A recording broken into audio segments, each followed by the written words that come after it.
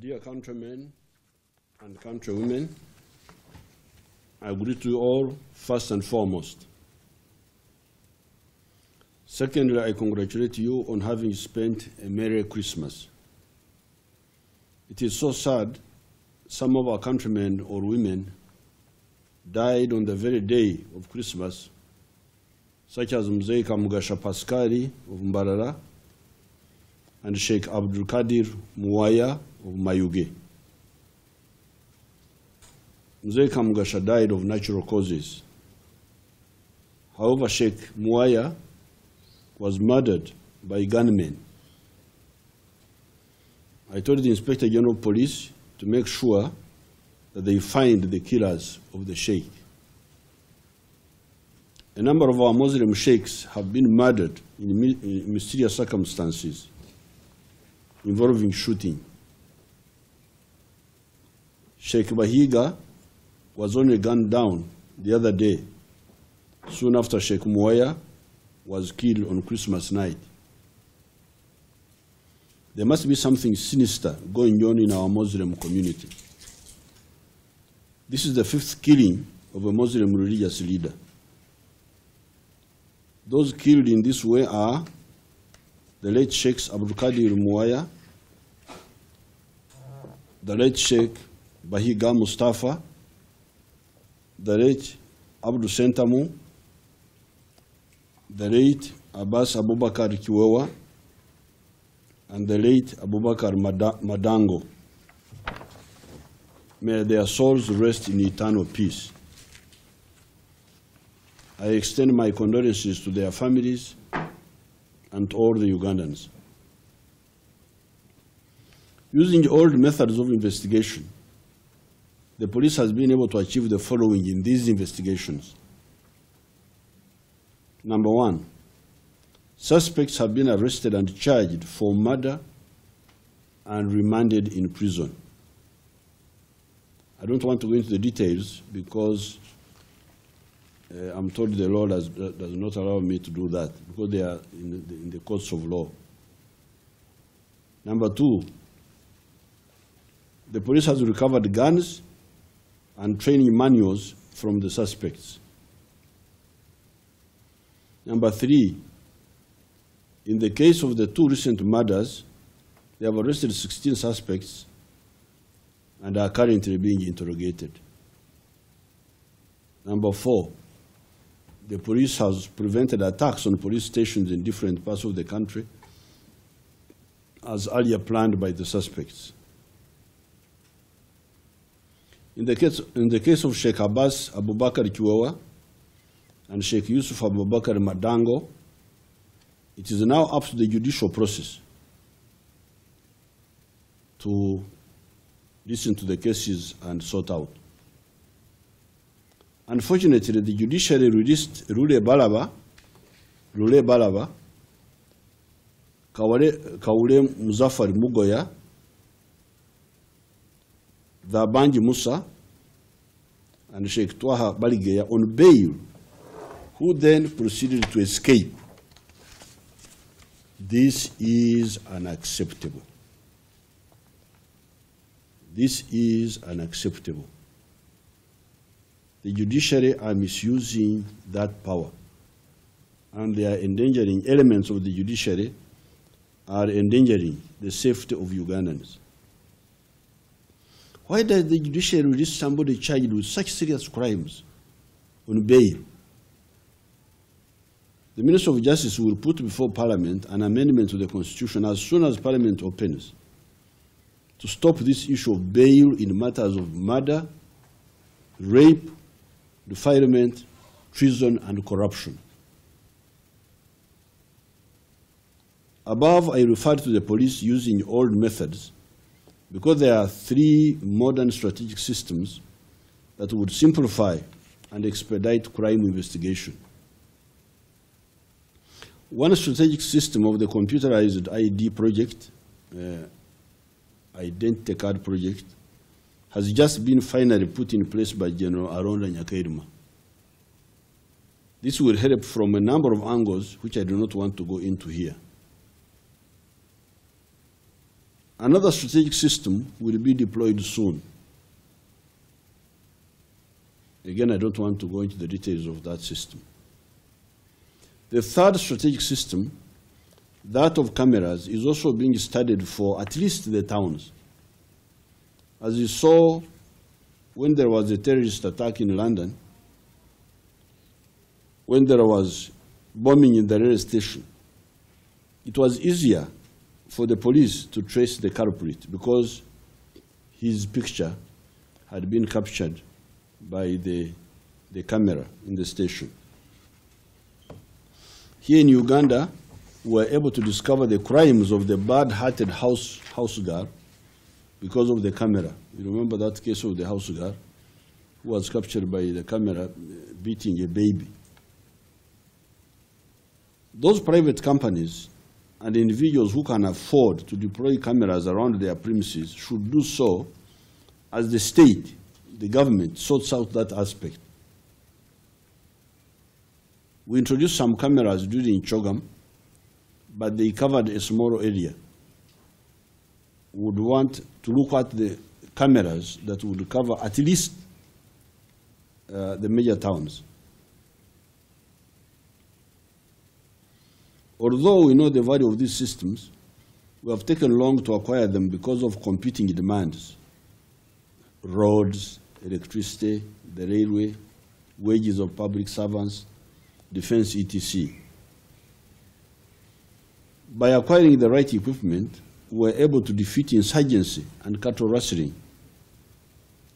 We were able to defeat COIN, to defeat ADF, to defeat the cattle rustlers in Karamoja, because we equipped the army with the necessary equipment. Therefore, in this case of the smaller personal crimes, like these murders, we must do the same. We must get the most up-to-date equipment so that we protect our people.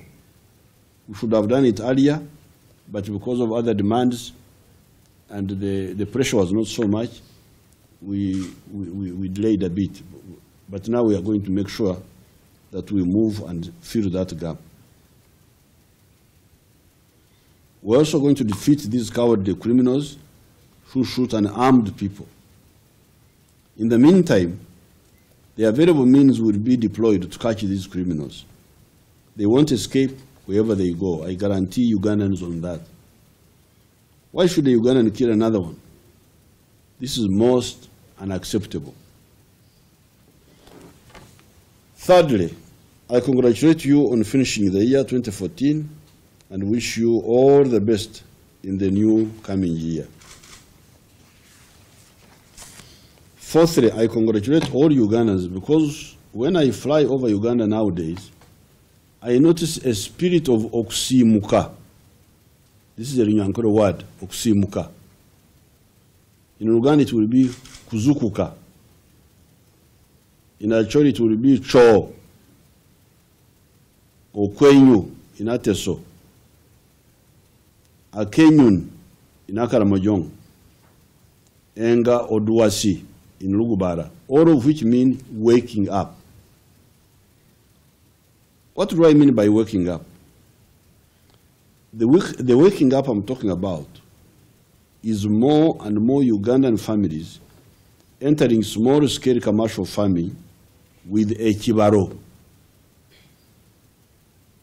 chura in Acholi, otita in Lugubara, Aymar in Ateso, Akaramojong, i.e., the ekibaro, the calculation with the aim of maximizing financial returns per acre, as we have been recommending to you ever since 1995. The policy of the 4 acres plan, 1 acre for clono coffee, 1 acre for clono coffee,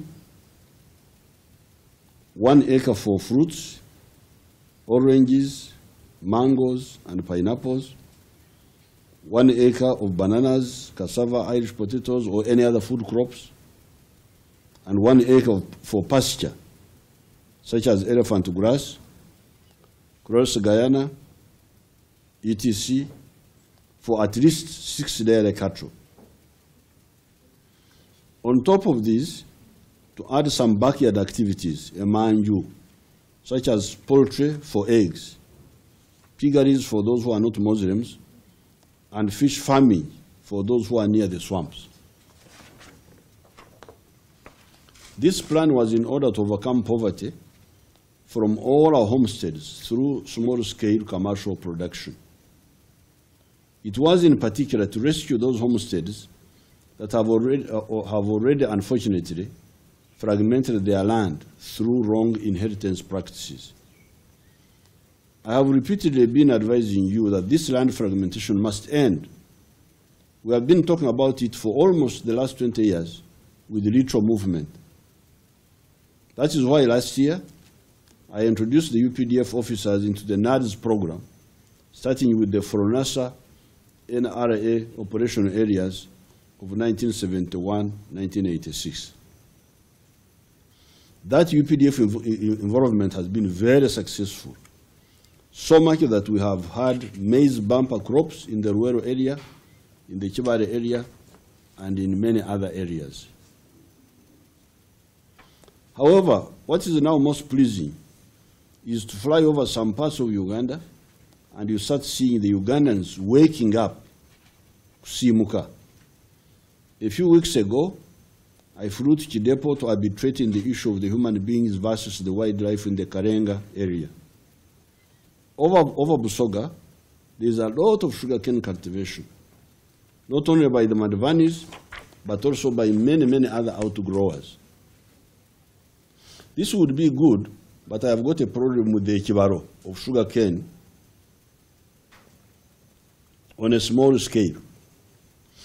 Out of 1 acre, and after 18 months of waiting, an average farmer ends up getting only 2.1 million shillings.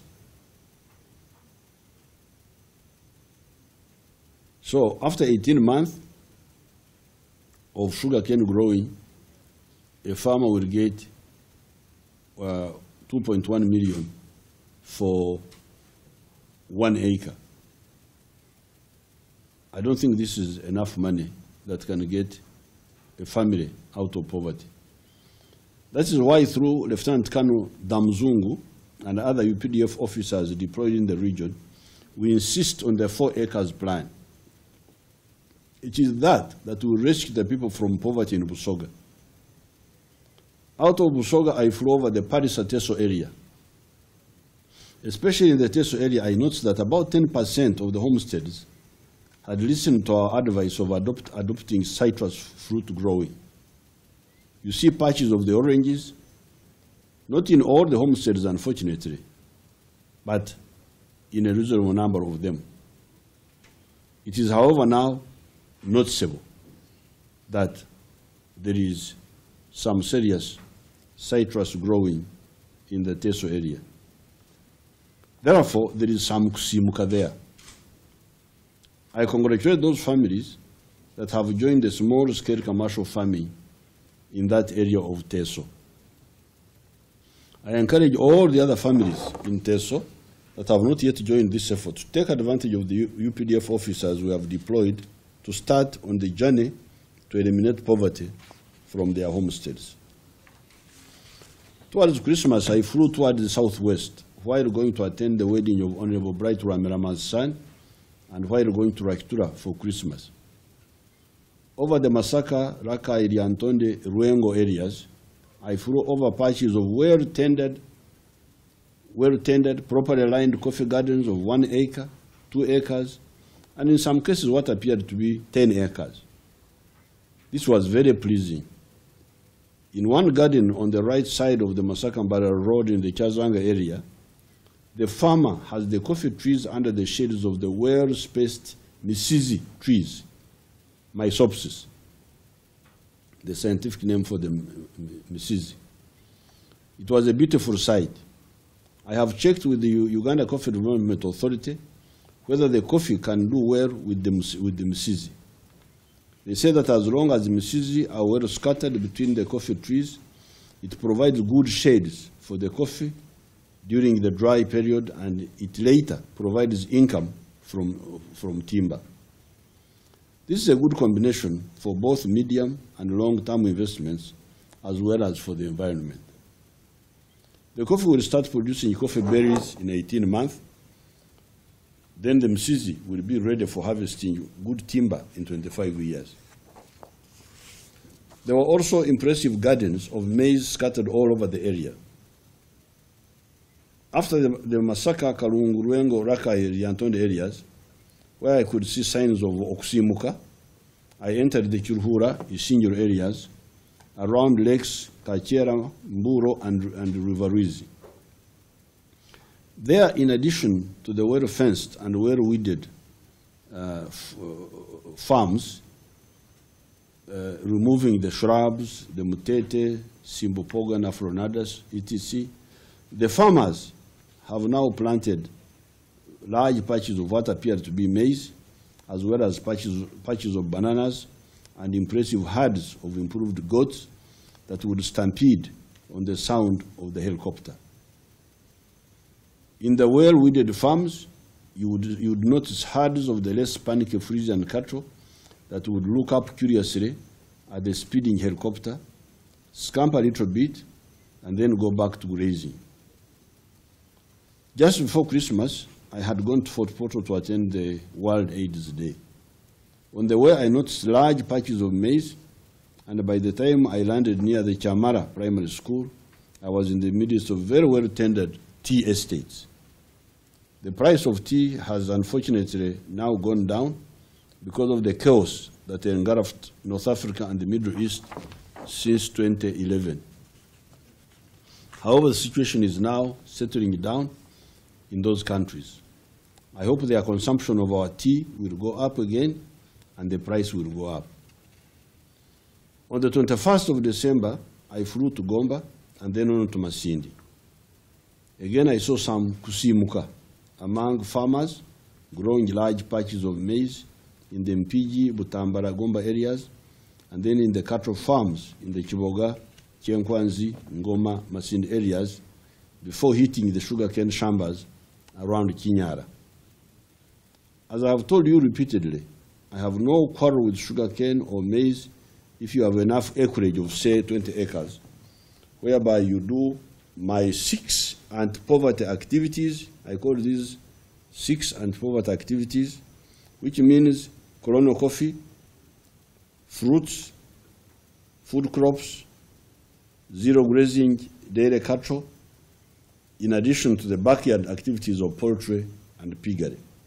And then you add on 10 or so acres of sugarcane or maize, as you may choose.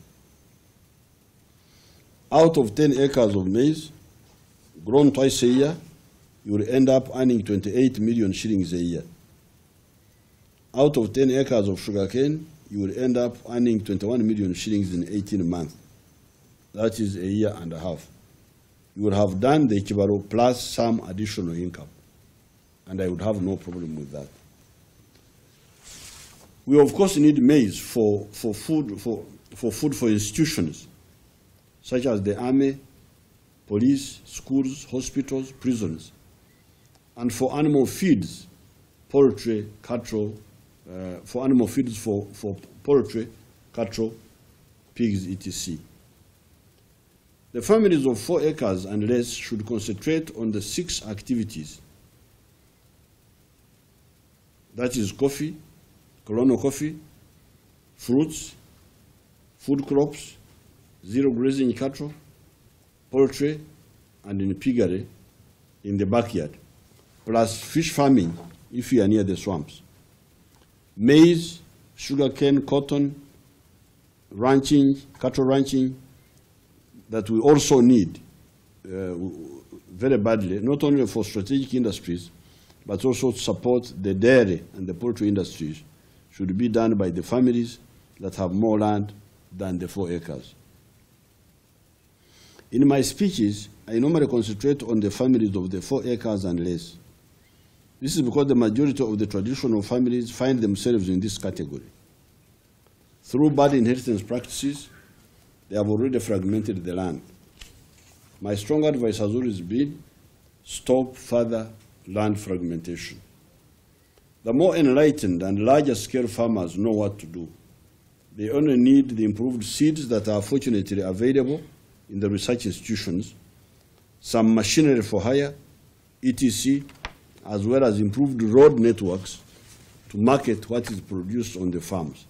Otherwise, they know what to do or can easily copy the good practices. As I normally tell you, agriculture alone cannot transform a country into modernity. In fact, agriculture cannot thrive without industry.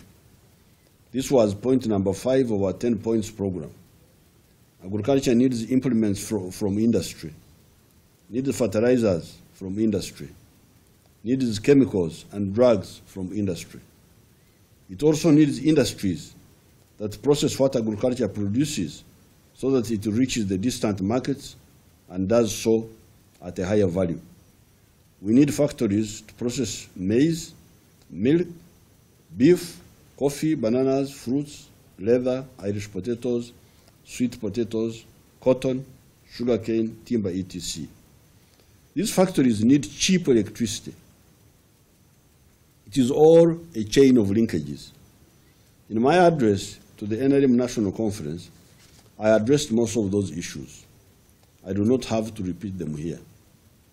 On this occasion, I mainly wanted to congratulate you on finishing the year 2014 and on the growing kusimuka, kuzukuka, cho, okwenyu, akenyun, enga onduasi, out of traditional agriculture into modern, small-scale commercial farming. As you know, subsistence farming has been the main cause of poverty in the history of Uganda. The census of 2002 pointed out that only 32% of the homesteads in Uganda were in the money economy. 68% were in subsistence. In other words, in non-money economy. How then can you wonder that there is still some poverty in the rural areas in Uganda? Since 1995, the NRM has been recommending to you a therapy. I'm glad more and more families are embracing this formula. The percentage of the people living below the poverty line has now gone down to 19%.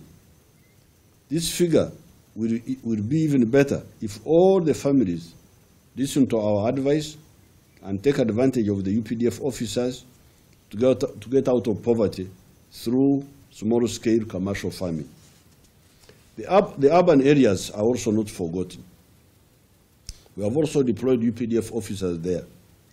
They will encourage peri-urban agriculture of items like vegetables, onions, mushrooms, etc., and also artisan skills and equipment such as hand looms, sewing machines, etc. The mega solution for jobs in the town, however, are the factories, such as the ones in the Namamve or Ruzira areas. I thank all of you and wish you a happy and prosperous New Year 2015. Thank you.